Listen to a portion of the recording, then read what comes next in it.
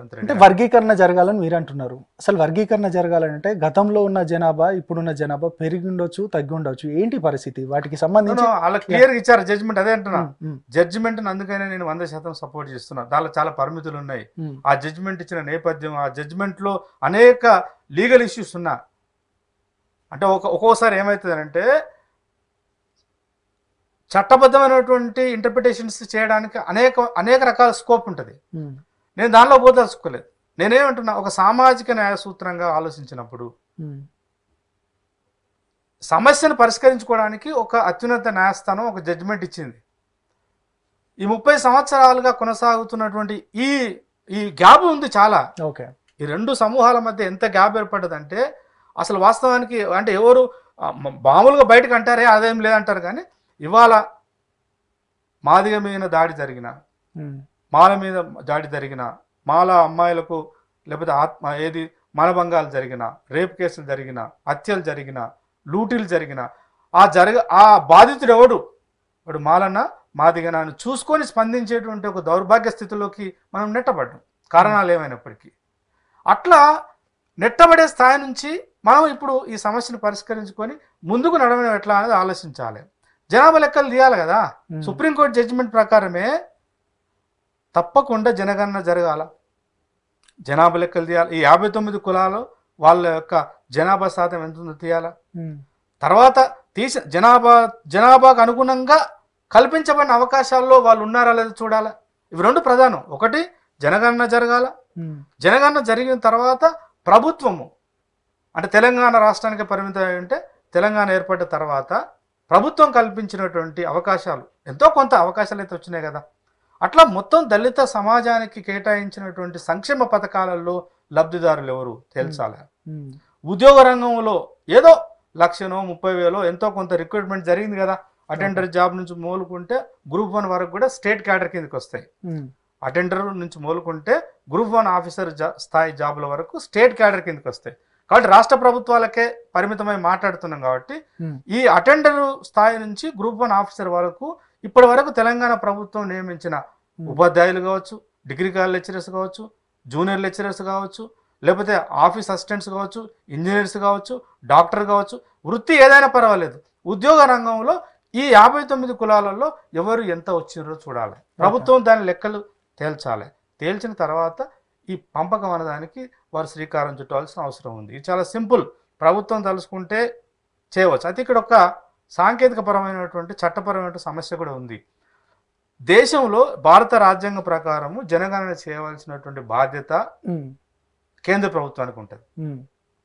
కాబట్టి అంతకుముందు 2014లో అప్పుడు ప్రభుత్వము కేసీఆర్ ఆధ్వర్యంలో ఉన్న ప్రభుత్వము 2014లో జనగణన చేసింది. ఒక రకంగా సకల కుటుంబాల సర్వే అని చేసినారు. ఆ డేటా ఉంది ప్రభుత్వం దగ్గర, కానీ దానికి చట్టబద్ధత రాదు. రాజ్యాంగబద్ధంగా ఉన్నటువంటి ఒక సాంకేతిక అంశం వల్ల దానికి రాదు. ఇవాళ నేను ఇంకొకటి సభ్య సమాజం ఆలోచించాలని విజ్ఞప్తి చేస్తున్నా. ఈవెన్ కృష్ణను కూడా విజ్ఞప్తి చేస్తున్నా. అన్న, మీరు కేంద్ర ప్రభుత్వం ఇప్పుడు కేంద్రంలో అధికారంలో ఉన్న బీజేపీ సహకారం తీసుకునే ఈ సమస్యకు పరిష్కార మార్గం వైపు తీసుకెళ్లారు కదా. మీ యొక్క ఉద్యమ చాతుర్యత కావచ్చు, మీరు పన్నినటువంటి వ్యూహం కావచ్చు, లేదా స్వతహాగానే బీజేపీ ఈ అంశానికి కట్టుబడి ఉండి దేశవ్యాప్తంగా కొంత నష్టం కొంత లాభం ఉండే అవకాశం ఉందని తెలిసినా బీజేపీ దానికి సపోర్ట్ చేసిన మాట వాస్తవం. మీరు కూడా అంటున్నారు.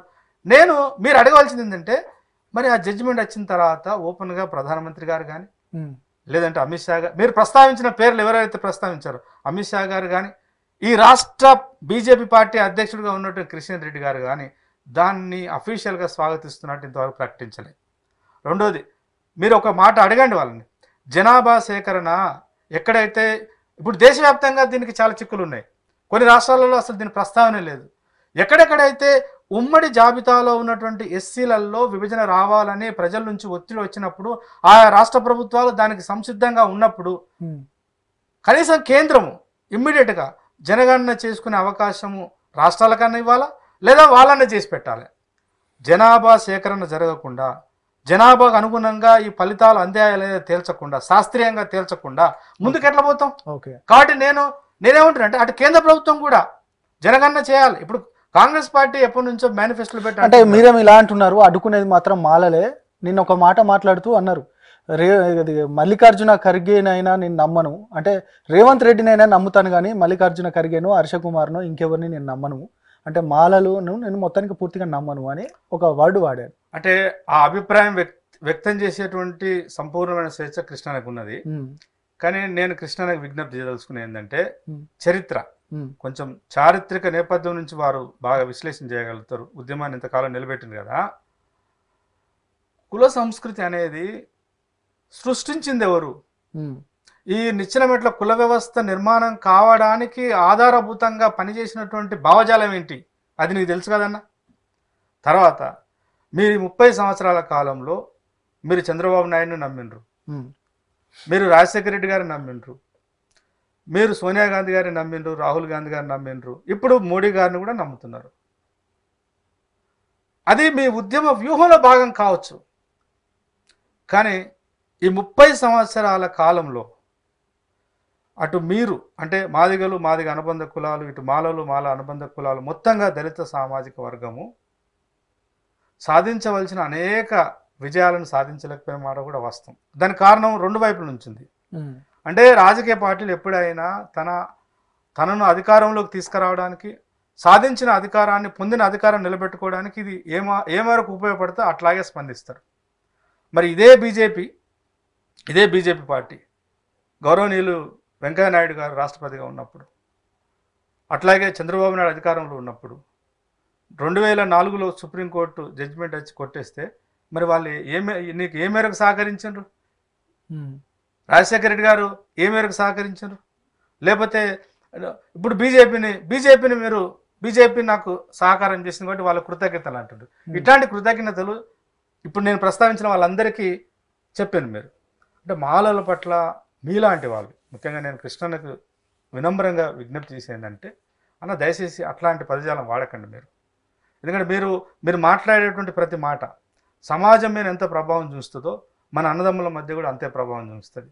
వైరుధ్యం చాలా పెరిగిపోయే ప్రమాదం ఉంది. ఈ సమస్య చివరికంటూ వచ్చింది.